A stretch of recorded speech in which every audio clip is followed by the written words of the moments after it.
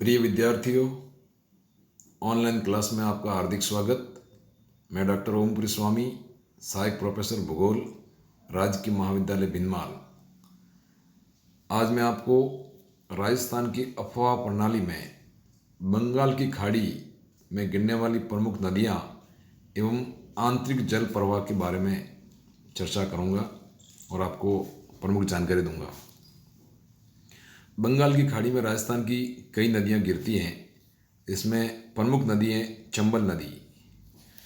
चंबल नदी के कई नाम हैं। इसको कामधेनु नदी या चरमनावती नदी के नाम से जानते हैं। यह महू के दक्षिण में मानपुर के समीप जनापाव पहाड़ी, जो 616 मीटर ऊंची है, विंध्याचल पर्वत पर आई हुई है, के उत्तरी पूर्वी भाग से निकलती है। यह लगभग 325 किलोमीटर की दूरी तक एक लंबे संकड़े तीव्र गर्त से होकर बहती है और बाद में 84गढ़ के समीप गिरती है, जहाँ ये 84गढ़ से होती हुई राजस्थान के बेसोरायगढ़ के पास में कोटा जिले में प्रवेश करती है। बेसोरायगढ़ के समीप इसके अंतर्गत बामणी नदी मिल जाती है और यहाँ से 5 किलोमीटर आगे प्रसिद्ध चूलिया का जलप्रपात स्थित है। बामणी नदी मिलने के बाद इसका जो पानी 300 मीटर चौड़ा हो जाता है और 50 मीटर की ऊंचाई से नीचे गिरता है, तो एक झरने टाइप हो जाता है और वहाँ उस जलप्रपात का नाम चूलिया जलप्रपात है। यहाँ से कुछ दूरी तक बहने के पश्चात ये नदी उत्तरी पूर्व की ओर मुड़ जाती है, फिर सवाई माधोपुर और कोटा के बीच सीमा बनाती है। सीमा बनाती हुई रामेश्वर स्थान पर बनास का पानी लेकर ये फिर उत्तर से पूर्व की ओर प्रवाहित होती है। इन नदी में काली सिंध नदी आकर मिलती है। इसके अलावा इस नदी में बनास, कुराल आदि का जल भी इस नदी में मिलता है। यह नदी 967 किलोमीटर बहती हुई मुरादगंज के समीप यमुना नदी में मिल जाती है। कहने का मतलब यह यमुना की सहायक नदी है। चंबल नदी यमुना नदी मिलती है और यमुना नदी गंगा नदी के साथ मिलकर बंगाल की खाड़ी में जाकर मिल जाती है। तो राजस्थान की प्रथम नदी है और अफवाह प्रणाली की दृष्टि से देखें तो ये सबसे लंबी नदी है चंबल नदी। उसके बाद बंगाल की खाड़ी में गिरने वाली दूसरी नदी है, वह है बनास नदी। इस नदी को वन की आशा भी कहा जाता है। यह अरावली पर्वत की खमनोर पहाड़ियों से अर्थात कांकरोली और नाथद्वारा के बीच फैले अफवाह क्षेत्र से निकलती है। यह नदी कुंभलगढ़ से मेवाड़ के पठार और गोगुंदा के पठार तक दक्षिण की ओर बहती है और फिर अरावली पर्वतों की श्रेणियों को काटकर समकोण पर बहने लग जाती है और नाथद्वारा राजसमंद जिला और रेल मगरा से होती हुई चित्तौड़गढ़ व भीलवाड़ा जिले से बिगोंद के पास बेड़िच का पानी लेकर चंबल से रामेश्वरम के स्थान पर सवाई माधोपुर और कोटा की सीमा के समीप मिल जाती है। इसकी लंबाई 480 किलोमीटर है। इनकी सहायक नदियों में बेड़िच, कोठारी, खारी, मैनाल, बांडी, मानसी, धुंध और मोरेल प्रमुख है। बिगोंद और मांडलगढ़ के मध्य बनास, बेड़िच और मैनाल नदियों का संगम स्थल है, जिसे त्रिवेणी कहा जाता है। बेड़िच नदी, यह नदी बनास नदी की सहायक नदी है। इसका उद्गम स्थल गोगुंदा की पहाड़ियों में स्थित है।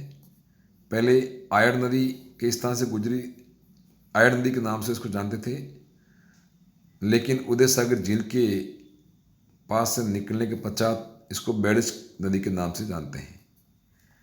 यहाँ से चित्तौड़ तक इसकी प्रवाह उत्तर पूर्व की ओर रहता है और 190 किलोमीटर बहने के पश्चात यह चित्तौड़गढ़ के आगे बिगोंद के समीप बनास में मिल जाती है। गंभीरी नदी, यह नदी चित्तौड़गढ़ जिले में प्रवाहित होती है और बेड़िच नदी में मिल जाती है। इसके बाद कोठारी नदी, यह बनास की प्रमुख सहायक नदी है। उदयपुर जिले के उत्तर में दिवेर नामक स्थान से निकलती है और लगभग 145 किलोमीटर मैदानी भागों में प्रवाहित होने के पश्चात भीलवाड़ा जिले में बनास नदी में मिल जाती है। इस नदी पर बने बांध से भीलवाड़ा नगर में पेयजल की आपूर्ति होती है। खारी नदी, बनास की सहायक ये प्रमुख नदी है। उदयपुर जिले के बिजराल ग्राम के पास की पहाड़ियों से निकलती है। ये देवगढ़ के समीप से होती हुई अजमेर जिले में देवली के समीप बनास नदी से साथ मिल जाती है। इसकी लंबाई 80 किलोमीटर है। इसके बाद पार्वती नदी है। यह नदी चंबल की सहायक नदी है। ये विंध्याचल पहाड़ियों से निकलती है और मध्य प्रदेश में बहने के पश्चात कोटा जिले के कारियाहट स्थान से निकट राजस्थान में प्रवेश करती है। कोटा जिले में लगभग 65 किलोमीटर बहने के पश्चात पाली स्थान पर यह चंबल नदी में मिल जाती है। काली सिंध नदी ये भी चंबल की सहायक नदी है। इसका उद्गम केंद्र मध्य प्रदेश में है। राजस्थान में ये झालावाड़ा तथा कोटा में बहते हुए नौनेरा स्थान पर चंबल नदी में गिर जाती है। इसकी मुख्य सहायक नदी परवन, निवाज और आहू है। बाणगंगा नदी ये नदी जयपुर जिले की बैराट पहाड़ियों से निकलकर पूर्व की ओर बहते हुए भरतपुर में प्रवेश करती है। अंत में आगरा जिले के फतेहाबाद स्थान के निकट यह यमुना नदी में मिल जाती है। इसकी कुल लंबाई 380 किलोमीटर है। जयपुर नगर को पेयजल की आपूर्ति इसी नदी से होती है। इसके बाद राजस्थान की जो प्रमुख अंतर्प्रवाही नदियां हैं उसको अपन देखेंगे। ये बंगाल की खाड़ी में गिरने वाली प्रमुख नदियां थी। अब तीसरा जो प्रवाह है, प्रथम प्रवाह अरब सागर में गिरने वाला, दूसरा प्रवाह था वो बंगाल की खाड़ी में गिरने वाला, और राजस्थान में तीसरा जो प्रवाह है वो है आंतरिक जल प्रवाह। आंतरिक जल प्रवाह से तात्पर्य है नदी जिस उद्गम केंद्र से निकलती है वह अंत में सागर में नहीं मिलकर भूमिगत हो जाती है और उसका प्रवाह अंडरग्राउंड रहता है, भूमिगत रहता है, तो ऐसे जल राशि को आंतरिक जल प्रवाह कहा जाता है। तो राजस्थान में घग्गर नदी है। यह नदी प्राचीन सरस्वती नदी के पेटे में बहने वाली हिमालय की शिवालिक पर्वत श्रेणियों से शिमला के पास कालका के निकट से निकलकर अंबाला, पटियाला, हिसार जिले में होती हुई राजस्थान के गंगानगर जिले में टिब्बी के उत्तर पूर्व दिशा में प्रवेश करती है। यह हनुमानगढ़ के पश्चिम में लगभग 3 किलोमीटर की दूरी पर प्रवाहित होती है। यह नदी अपने स्रोत से 465 किलोमीटर प्रवाहित होने के बाद भटनेर जो हनुमानगढ़ में आया हुआ है रेगिस्तान में प्राय विलीन हो जाती है, लेकिन वर्षा ऋतु में यह सूरतगढ़ के कुछ गांवों तक पहुंच जाती है। इसका विस्तार बहावलपुर में अखरा के नाम से जाना जाता है।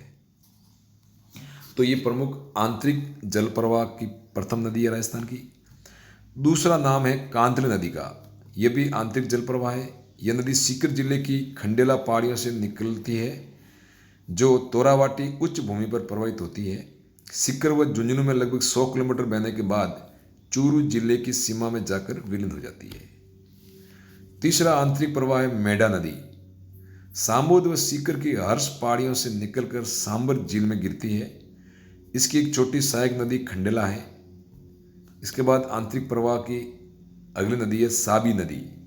सेवर पहाड़ियाँ जो जयपुर जिले में है, तो जयपुर जिले के जो कई जयपुर जो है उसके कई आसपास के स्थान है बानसूर, बहरोड, किशनगढ़, बांस, मुंडावर तथा तिजारा तहसीलों में बहने के बाद ये साबी नदी हरियाणा राज्य के गुड़गांव जिले में कुछ दूरी तक प्रवाहित होकर पटौदी के उत्तर में भूमि में विलीन हो जाती है।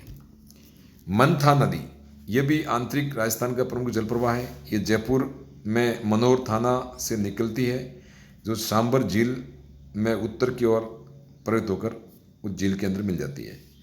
रूपनगढ़ नदी इसका उद्गम स्थल अजमेर के समीप सलेमाबाद जो किशनगढ़ के पास आया हुआ है, जो सांबर झील में आकर दक्षिण की तरफ गिरता है।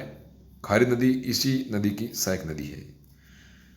इसके बाद में जो अंतिम आंतरिक प्रवाह है जिसको काकणी नदी कहते हैं, काकनी या काकड़ी नदी के नाम से जाना जाता है। यह जैसलमेर जिले में लगभग 27 किलोमीटर दूर स्थित कोटड़ी गांव से निकलती है।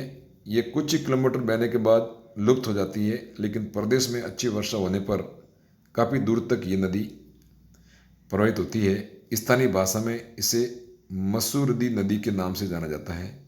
ये काफ़ी दूर तक पहले उत्तर की दिशा में फिर पश्चिम की तरफ प्रवाहित होती है और बूझ झील का निर्माण करती है बहते हुए। भारी वर्षा के कारण ये कई बार 20 किलोमीटर तक प्रवाहित होती है।